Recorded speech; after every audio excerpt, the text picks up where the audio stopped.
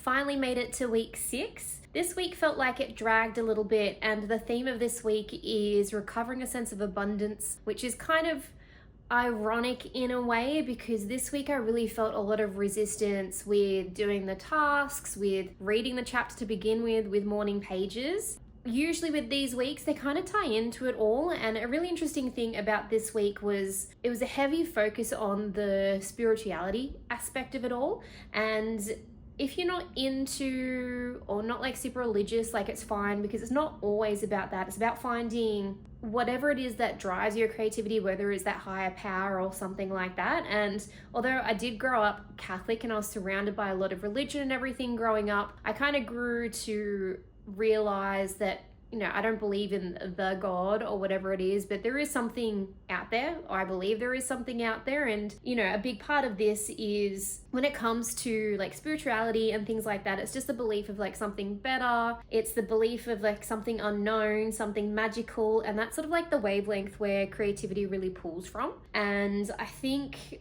like what it is just trying to teach is that, you know, it's just about being a believer that, you know, there is this force out there that, you know, helps drive creativity, whether it comes from yourself or whether it comes from external. It's just, you know, being able to be on that same wavelength and just being able to understand that they sort of both come from the same place in a way. And, you know, it's just about being able to understand like what those creative like hurdles and stuff are, whether you find it through spirituality or just through doing these exercises and doing these tasks and things like that. But a big thing is that I really liked what they wrote was like creativity is not sensible, and then why should it be? And it doesn't have to make sense. It's what you make of it. And I think that's where that whole like religious sort of part kind of ties in, because you find the parts that you want to believe in, or you find the parts that make sense to you and kind of adapt it and make it your own. And that's sort of like what creativity is, because creativity means a whole bunch of different things to a whole bunch of different people. You know, it could be painting, it could be the sketching, it could be the writing, it could be, I don't know, there's just so many different things that it can fall under. And I think the whole thing is just about finding the parts that you like and the parts that you want to do. And another big part of this chapter was talking about luxury, which I thought was really interesting. And it doesn't really mean about like materialistic luxury. It's more about, and they call it authentic luxury. So it's just about pampering yourself and then creating that abundance within yourself as well. So a lot like about like self-care. And, you know, a lot of the times when it comes to creative blocks or things like that, it could mean, or you're using like money as a way to stop you from doing the thing. Is like, oh, that's too expensive, or I can't afford that, or, you know, you need a bunch of money to be able to do that thing. And that's not really what it's about. It's about finding, you know, what that block is, because, you know, if you're using money as the excuse, you're just then feeling like powerless, and then to be creative, you need to be empowered. So again, it's just like trying to find out like what it is that's blocking you. And if you think money is the reason, usually it's something like deeper underneath that surface. Yeah, so like with creativity comes from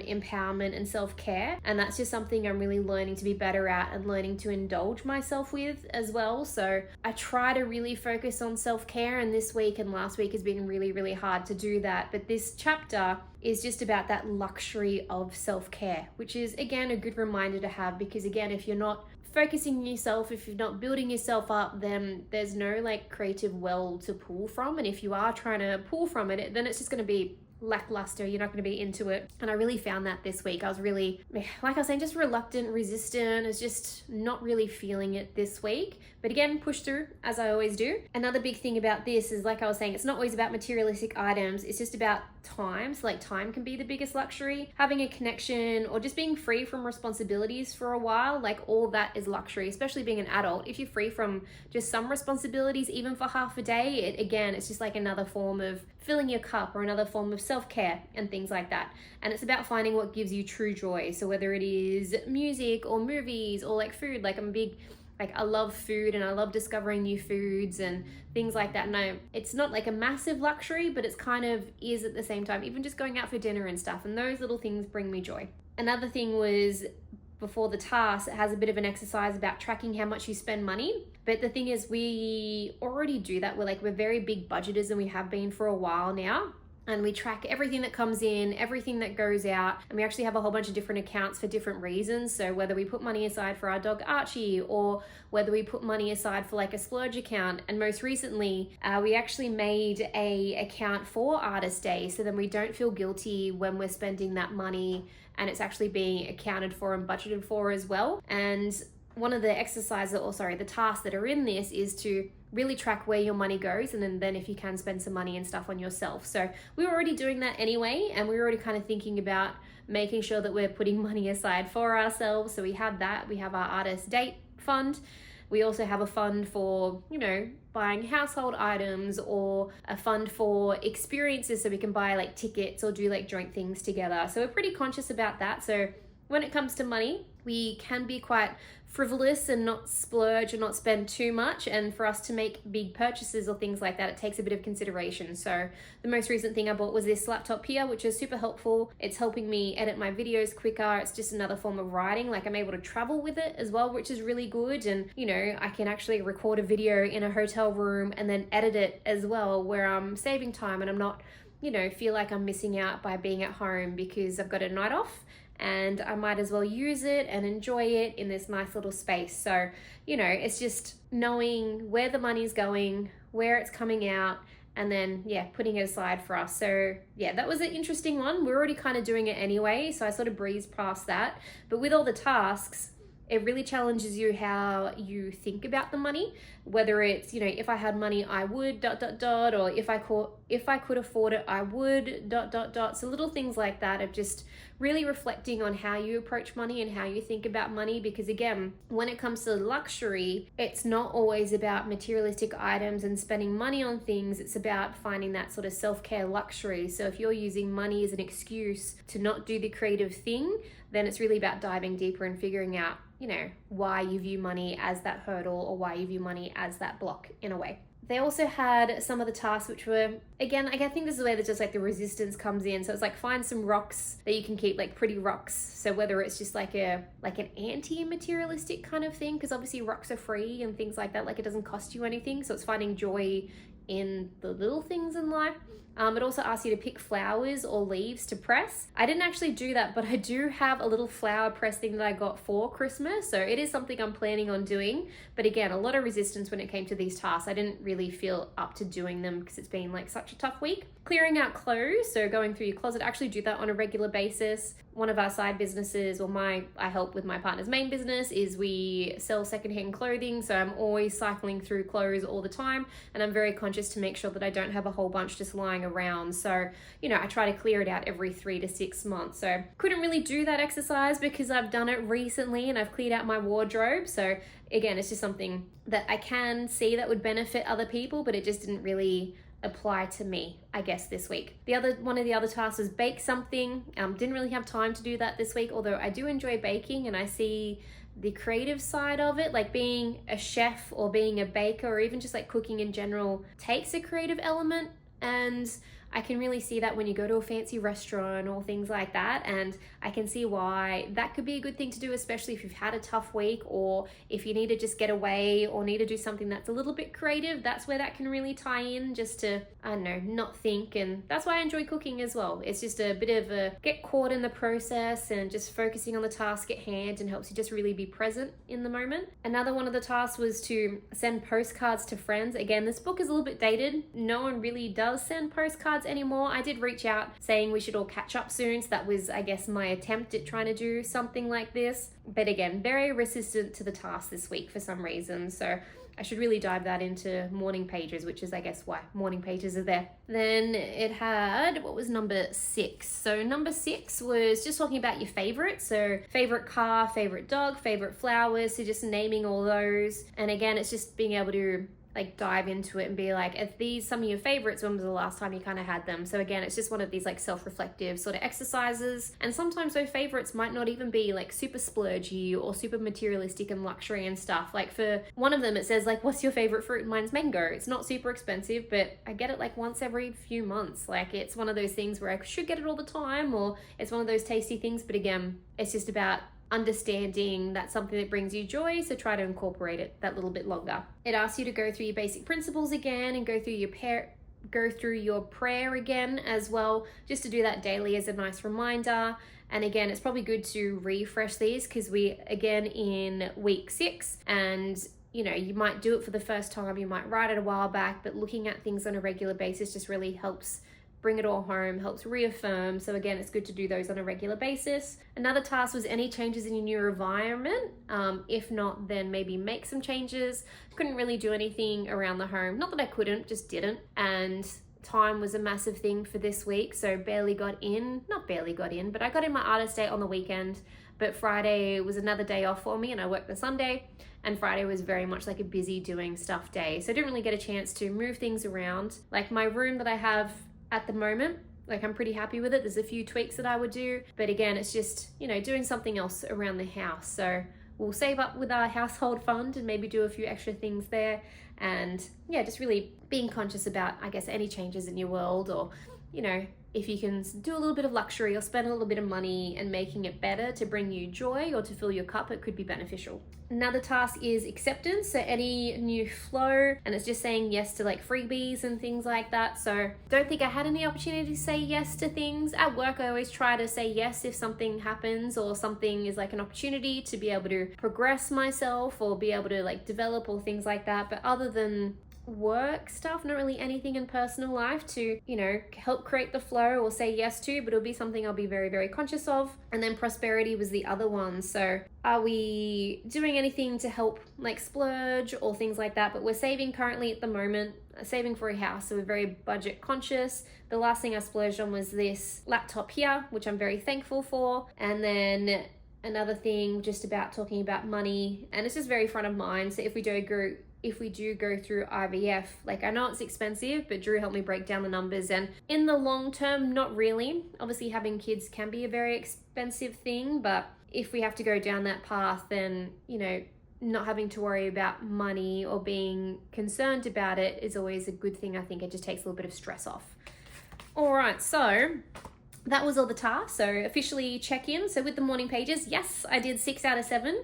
One of them was evening pages, which I'm really happy about. So I've just got to be able to repeat that this week. I've got everything with me. So I've got, my artist way here. I've got my morning pages here, and I'm going to be waking up early. I'm going to make sure I'm going to do a bit of a workout before the day starts. I just want to make sure that I can tick off these boxes and not use being in a new environment or being at like a work conference and stuff stopping me from being able to do those things. So yeah, really happy that I did 6 out of 7 pages.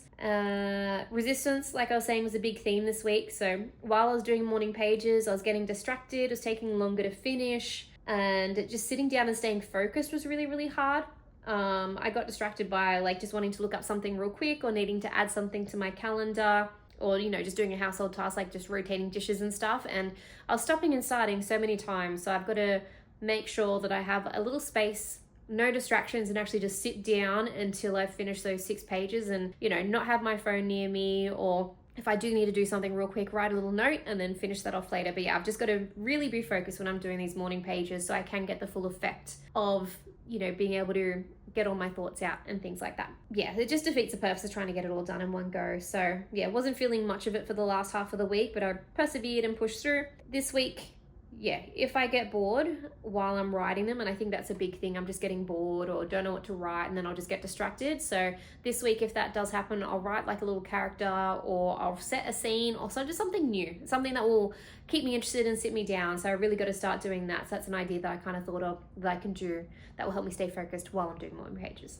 Artist date, so had a city day, which was really nice. So the weather wasn't great though, so it was raining, and I did want to take photos that day, which I did. Made sure I had an umbrella, tried to keep my camera dry and everything as well. I don't mind the rain. It can be quite cleansing, especially in the city, and it can be ambient. Does not fun if my shoes or anything get wet, which what happened. But Drew came with me, and we went our own ways. So he went to a museum, I did some street photography, and with that I chose to use black and white film. Not sure if it was a good choice or not to use black and white film. Time will tell when it eventually gets developed. And I mean, that's the joy of photography, is especially film photography, is not knowing how it's going to turn out. I can use the light meter, I can frame it as much as I can and do all those steps, but yeah, you won't really know until you actually get the film developed. And that's why I wanted to choose it. Like, I just needed something that would take me out of my head and just roam around and look for like cool shots and things like that. I used to be very familiar with the city because I used to live in the city and I used to work in the city as well. So